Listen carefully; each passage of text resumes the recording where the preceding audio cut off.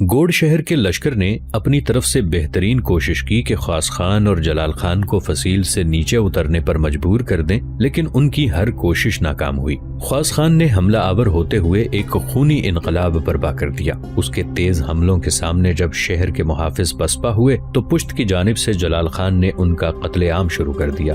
اس طرح فصیل کے اوپر جس قدر لشکر تھا اس کا خاتمہ کر دیا گیا۔ اس کے بعد خواص خان اور جلال خان اپنے متحدہ لشکر کے ساتھ فصیل سے نیچے اترے۔ فصیل سے نیچے اترنے کے بعد بھی خواص خان اور جلال خان کو کچھ زیادہ مزاحمت نہ کرنا پڑی۔ گوڑ شہر کے لشکر کا بڑا حصہ فصیل کے اوپر تھا، جس کا خواص خان اور جلال خان پہلے ہی خاتمہ کر چکے تھے۔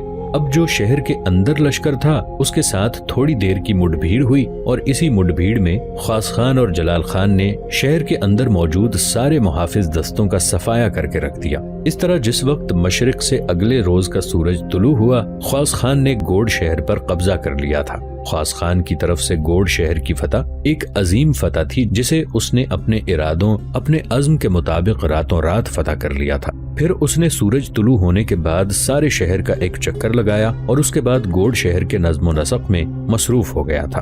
گوڑ شہر فتح کرنے کے بعد خواص خان نے صرف چند یوم تک وہاں قیام کیا۔ اس کے بعد گوڑ شہر کو اس نے شیر شاہ سوری کے بیٹے جلال خان کے حوالے کیا، اور پھر اپنے حصے کے لشکر کے ساتھ وہ کوہستان وندھیاچل میں شیر شاہ سوری سے دوبارہ ملنے کے لیے کوچ کر گیا۔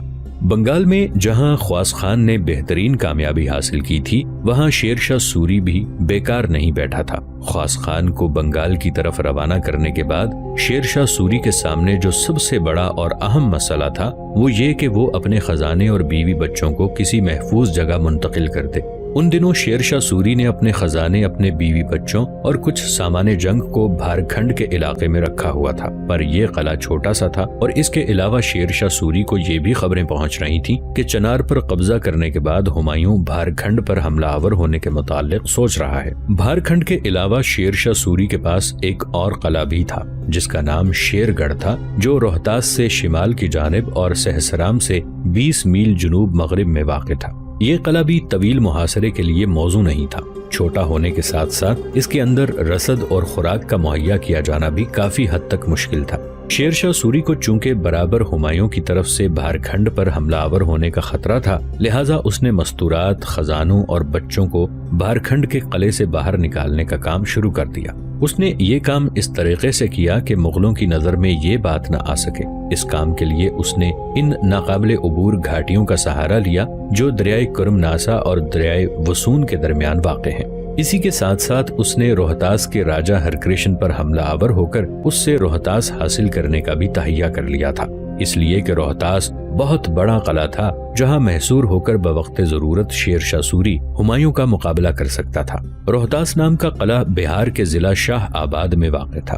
روہتاس کا یہ قلعہ ایک پٹھار پر واقع تھا جو مشرق سے مغرب غالباً 4 میل اور شمال سے جنوب تقریباً 5 میل تھا۔ زمین زیادہ تر پہاڑی تھی، ویران چٹانیں تھیں۔ جنوب میں دریائے سون کے کنارے راج گھاٹ ہے جہاں سے اس قلعے میں سب سے سہل طریقے سے داخل ہوا جا سکتا تھا، لیکن یہ بہت ڈھالو ہے اور بہت دور تک عمودی ہے، اس لیے اس طرف سے زینے لگا کر چڑھنا کسی قدر سہل ہے۔ اس قلعے کی دیواریں بے حد مضبوط اور کسی قدر ناقابل عبور تھیں۔ اس کے ارد گرد کوہستانی سلسلہ ڈھلان کی صورت میں تھا، لہٰذا اس کی فصیلیں نیچے سے دکھائی نہ دیتی تھیں۔ اسی بنا پر کسی بھی توپ کا گولہ روہتاس قلعے کی فصیلوں پر اثر انداز نہیں ہو سکتا تھا۔ شیر شاہ سوری روہتاس نام کے اس قلعے کے پورے محل وقوع سے واقف تھا۔ وہ جانتا تھا کہ اس قلعے پر قبضہ صرف دریائے سون ہی کی طرف سے حملہ کر کے کامیابی سے حاصل کیا جا سکتا ہے، لہٰذا جس قدر لشکر اس کے پاس موجود تھا اسے لے کر وہ رات کی تاریکی میں دریائے سون کے کنارے قلعہ روہتاس کی طرف بڑھا۔ آدھی رات کے قریب شیر شاہ سوری اپنے لشکر کے ساتھ دریائے سون کے کنارے کنارے قلعہ روہتاس کے قریب آیا۔ راجہ ہرکرشن اور اس کی سپاہ کو امید تک نہ تھی کہ ان حالات میں شیر شاہ سوری ان پر حملہ آور ہو سکتا ہے۔ وہ یہی اندازہ لگائے بیٹھے تھے کہ ہمایوں چونکہ شیر شاہ سوری سے ٹکرا چکا ہے اور اس سے اس کا قلعہ چنار چھن چکا ہے، اور یہ کہ ہمایوں سے چھپنے کے لیے شیر شاہ سوری نے کوہستان وندھیاچل میں پناہ لے رکھی ہے، لہٰذا ہرکرشن کو نہ ہمایوں سے کوئی خطرہ ہے نہ شیر شاہ سوری سے۔ ان حالات سے شیر شاہ سوری نے پورا فائدہ اٹھایا۔ رات کی تاریکی میں دریائے سون کے گھاٹ کی طرف سے اس نے کوہستانی سلسلے کے اوپر رسوں کی سیڑھیوں کے ذریعے اپنے لشکر کو روہتاس قلعے کی فصیلوں تک پہنچا دیا۔ یہ کام ایسی رازداری اور آواز پیدا کیے بغیر کیا گیا کہ قلعہ روہتاس کی فصیلوں کے اوپر جو اکا دکا محافظ برجوں کے اندر موجود تھے یا سوئے ہوئے تھے، انہیں بھی اس کارروائی کی خبر نہ ہونے پائی۔ روہتاس کے فصیل کے قریب آ کر شیر شاہ سوری نے اپنے لشکریوں کو بڑی رازداری کے ساتھ فصیل کے مزید قریب کیا اور 2 برجوں کے درمیان رسوں کی سیڑھیاں پھینکی گئیں۔ پھر شیر شاہ سوری کی سرکردگی میں اس کا سارا لشکر بغیر کسی دشواری، بغیر کسی رکاوٹ اور کوئی خطرہ پیدا کیے بغیر فصیل پر چڑھ گیا۔ شہر کی فصیل کئی فٹ چوڑی تھی اور اس پر گھوڑے تک دوڑائے جا سکتے تھے۔ رسوں کی سیڑھیوں کے ذریعے اپنے لشکر کو فصیل کے اوپر لے جانے کے بعد شیر شاہ سوری نے لشکر کو 2 حصوں میں تقسیم کیا۔ ایک حصہ اس نے اپنے پاس رکھا اور دوسرا حصہ اس نے ہیبت خان نیازی کی سرکردگی میں دیا۔ پھر دونوں نے مل کر یہ فیصلہ کیا کہ شیر شاہ سوری فصیل کے اوپر دائیں طرف کے برجوں پر حملہ آور ہوگا اور ہیبت خان بائیں طرف کے برجوں پر حملہ آور ہوتے ہوئے آگے بڑھے گا۔ اس طرح سارے برجوں کے اندر محافظوں کا خاتمہ کرنے کے بعد دونوں لشکر ایک بار پھر مل جائیں گے، اس کے بعد شہر میں اتریں گے۔ یہ فیصلہ ہونے کے بعد شیر شاہ سوری نے دائیں طرف اور ہیبت خان نیازی نے بائیں طرف یلغار کر دی۔ شیر شاہ سوری اور ہیبت خان نیازی نے بڑی رازداری کے ساتھ برجوں کے اندر راجہ ہرکرشن کے محافظوں کا قلع قمع کر دیا۔ ابھی تک شہر کے اندر کوئی غل، کوئی شور، کوئی کھٹکا نہ ہوا تھا۔ اس کے بعد شیر شاہ سوری اپنے متحدہ لشکر کے ساتھ نیچے اترا اور دریائے سون کے گھاٹ کی طرف جو شہر پناہ کا دروازہ تھا اس پر حملہ آور ہوا۔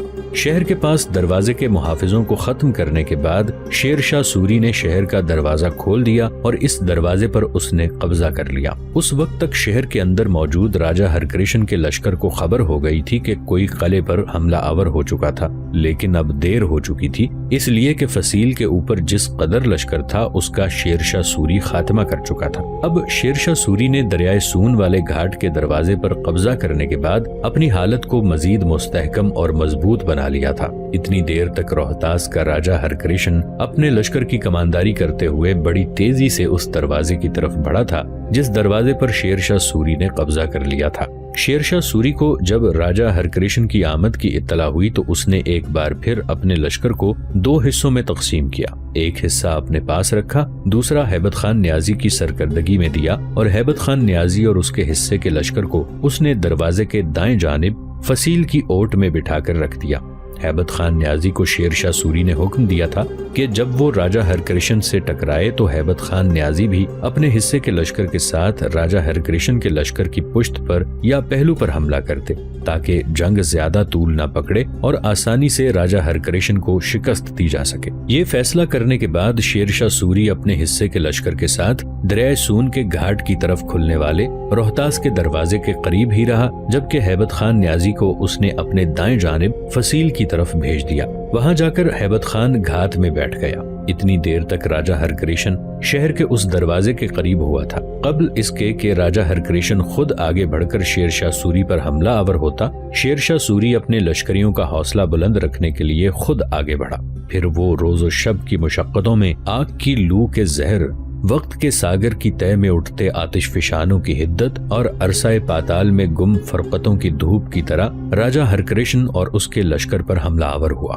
شیر شاہ سوری کا یہ حملہ ایسا تابناک، ایسا ہولناک تھا کہ ہرکرشن کے لشکر کی اگلی صفیں اس حملے کی سختی کو برداشت نہ کر سکیں اور ان کی حالت لٹی خیمہ گاہ، پردیس کے قاتل راستوں اور تاریخ کی الجھی اور لیر لیر گلیوں جیسی ہو کر رہ گئی۔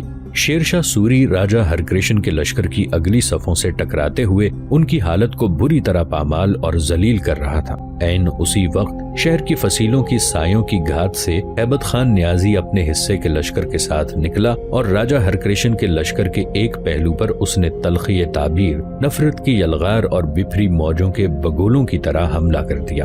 ہیبت خان نیازی کے اس اچانک حملے سے راجہ ہرکرشن کے لشکروں کی بنتکاری اور ان کے احساس کے سایوں کو ہیبت خان نیازی نے جہان ہجرت کے قصوں میں تبدیل کر کے رکھ دیا۔ اس 2 طرفہ حملے سے اب راجہ ہرکرشن کے لشکر کی حالت بڑی تیزی سے رنگ کھو دینے والی دیمک زدہ لکڑی کی مانند ہو کے رہ گئی۔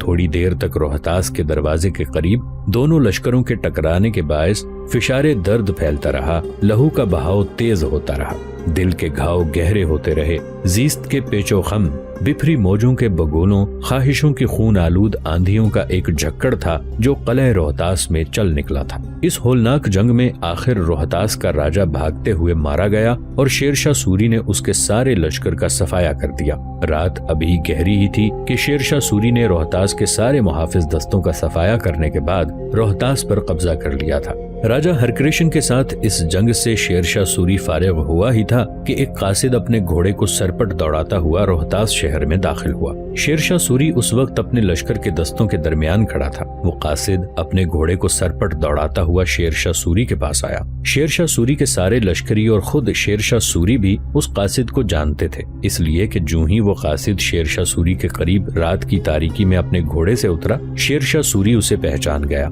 बड़ी तेजी से उसकी तरफ वो बढ़ा। फिर वो उससे कुछ पूछना ही चाहता था कि वो कासिद नजदीक आया और खुशगवार लहजे में कहने लगा, आका, मैं आपके लिए एक बहुत बड़ी खुशखबरी लेके आया हूँ। इस पर शेरशाह सूरी ने पूछा कि तुम तो ख्वास खान के साथ बंगाल के मरकजी शहर गोड गए थे, वहाँ से तुम क्या खबर लेके आए हो? कासिद कहने लगा, आका, ख्वास खान ने सिर्फ एक रात की जंग में गोड पर कब्जा कर लिया है। गोड पर कब्जा करने के बाद ख्वास खान ने सिर्फ चंद रोज वहाँ कयाम किया। इसके बाद वहाँ से उसने आपकी तरफ कूच किया। आका, मेरे ख्याल में आज सुबह तक ख्वास खान यहाँ आपके लश्कर में पहुँच जाएगा।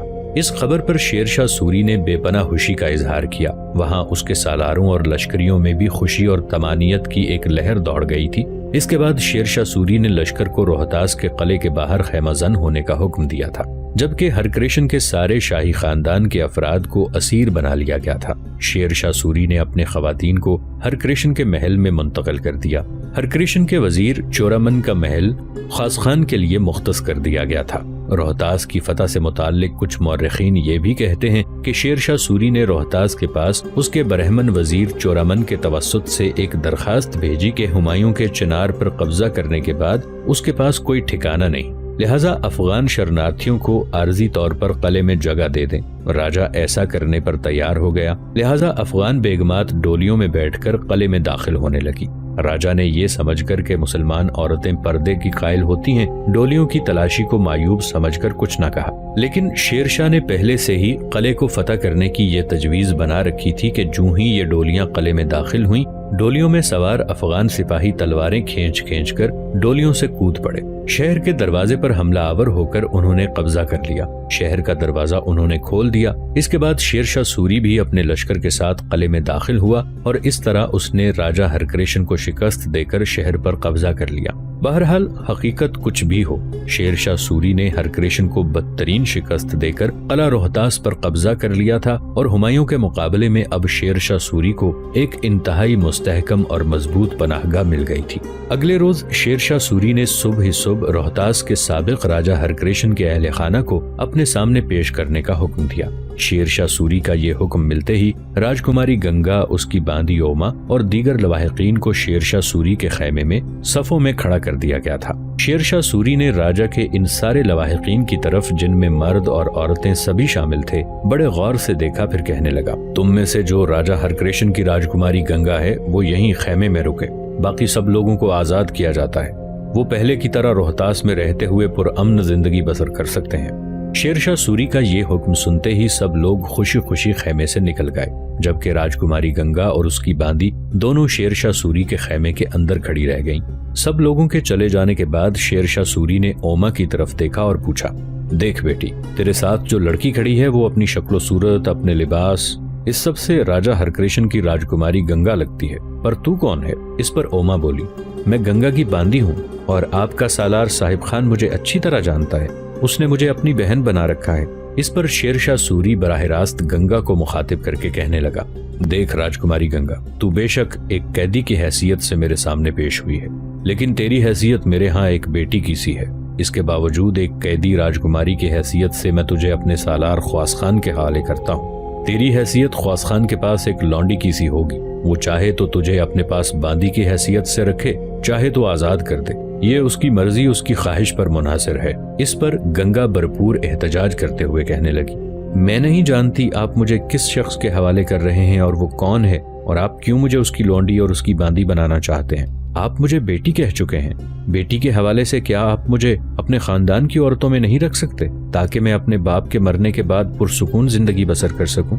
इस पर शेरशाह सूरी कहने लगा, دیکھ راجکماری گنگا، میں تجھے خواص خان کی لونڈی بنانے کا پہلے ہی عہد کر چکا ہوں، لہٰذا اب تیری قسمت کا فیصلہ کرنا اس کا کام ہے۔ جواب میں راجکماری گنگا کہنے لگی، جب میں خواص خان کو جانتی تک نہیں، میں اس کے پاس لونڈی کی حیثیت سے کیوں رہنا پسند کروں گی؟ شیر شاہ سوری جواب میں کچھ کہنا ہی چاہتا تھا کہ عین اسی لمحے خواص خان خیمے میں داخل ہوا۔ راجکماری گنگا نے ایک بار غور سے خواص خان کی طرف دیکھا، اوما بھی اسے دیکھتے ہی خوش ہو گئی۔ خواص خان جس وقت خیمے میں داخل ہوا، شیر شاہ سوری نے اپنی جگہ سے اٹھ کر اس کا استقبال کیا، آگے بڑھ کر اسے گلے لگایا، اس کی پیشانی چومی، پھر کہا، خواص خان میرے بیٹے، میں تجھے بنگال کا شہر گوڈ فتح کرنے پر مبارکباد دیتا ہوں۔ خواص خان کہنے لگا، شیر شاہ میرے محسن، میں بھی آپ کو روہتاس فتح کرنے پر مبارکباد دیتا ہوں۔ اس کے بعد شیر شاہ سوری نے خواص خان کو پکڑ کر اپنے پہلو میں بٹھایا اور کہنے لگا، دیکھ خواص خان میرے بیٹے، تیری آمد سے پہلے میں گنگا اور اوما سے تمہارے متعلق ہی گفتگو کر رہا تھا۔ میں نے ہر کرشن کے سارے اہل خانہ کو آزاد کر دیا ہے اور راجکماری گنگا کو تمہاری لونڈی بنانے کا عہد کر لیا ہے۔ اب یہ تمہارے حوالے ہے، چاہے اسے اپنے پاس رکھو چاہے آزاد کر دو۔ پھر شیر شاہ سوری نے راجکماری گنگا کی طرف دیکھتے ہوئے کہا، راجکماری گنگا، یہ خواص خان ہے جس کی میں تمہیں لونڈی بنا رہا ہوں۔ اس کا نام پہلے صاحب خان تھا، لیکن صاحب خان سے میں نے اسے ایک نیا لقب دے دیا ہے اور اسے اب خواص خان کہا جاتا ہے۔ یہ اب صرف میرے لشکروں کا سالار اعلیٰ نہیں، میرا بیٹا بھی ہے۔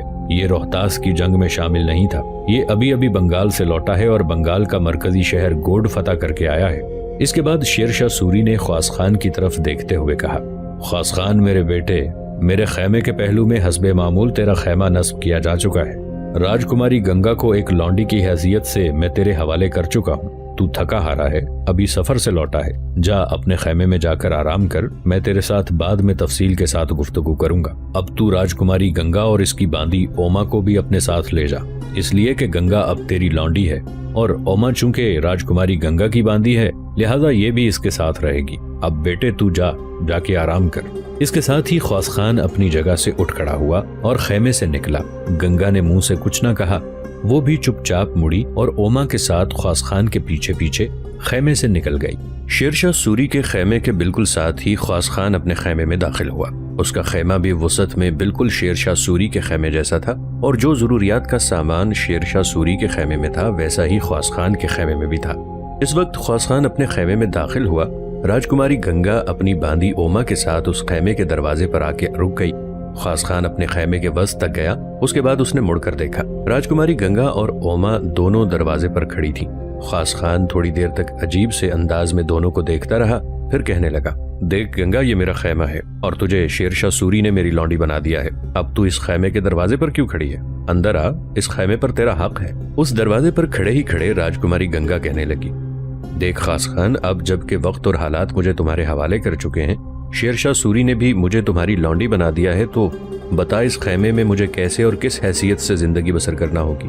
خواص خان نے تھوڑی دیر تک راجکماری گنگا کے اس سوال کا کوئی جواب نہ دیا۔ وہ بڑے غور سے گنگا کو دیکھ رہا تھا۔ اس نے جائزہ لیا کہ اس سمے گنگا بیچاری پیڑ پر چپ چپ بیٹھے اس پنچھی کی مانند اداس اور ویران تھی جو رات اندھیرے، بارش، کیچڑ میں شاید راہ بھول گیا ہو اور نہ جانتا ہو کہ کس سمت پرواز کرنی ہے۔ اس کی غزالی آنکھوں کا احساس زمین کے میلے بدن جیسا ہو گیا تھا، جسم کی ہریالی روٹ گئی تھی اور چہرہ سوکھے پیلے پتے کی مانند ہو چکا تھا۔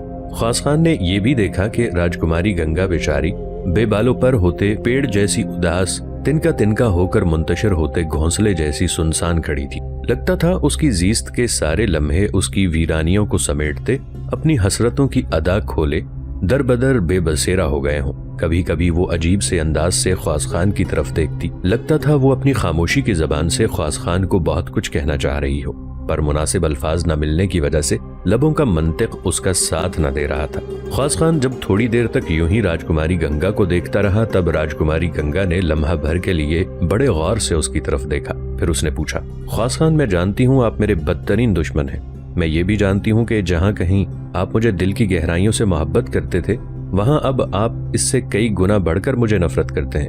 پھر بھی میں نے آپ سے جو سوال کیا ہے اس کا مجھے جواب تو ملنا چاہیے۔ اس پر خواص خان کہنے لگا، دیکھو راجکماری گنگا، تو اوما کے ساتھ اس خیمے میں بیٹھ، میں ابھی لوٹتا ہوں اور تجھے بتاتا ہوں کہ میرے خیمے میں میری لونڈی کی حیثیت سے تجھے کس طرح زندگی بسر کرنا ہوگی۔ اس کے بعد وہ اپنے خیمے سے نکل گیا۔ خواص خان کے خیمے سے نکل جانے کے بعد راجکماری گنگا حرکت میں آئی، پھر وہ اوما کے ساتھ خیمے کے وسط میں لگی نشستوں پر جا کر بیٹھ گئی۔ خیمے میں بیٹھ کر راجکماری گنگا اور اوما کو کافی دیر تک خواص خان کی واپسی کا انتظار کرنا پڑا۔ راجکماری گنگا بار بار خیمے کے دروازے کی طرف دیکھتی۔ وہ خواص کی طرف سے اپنے سوال کے جواب اور کسی رد عمل کی انتہا درجے کی منتظر تھی۔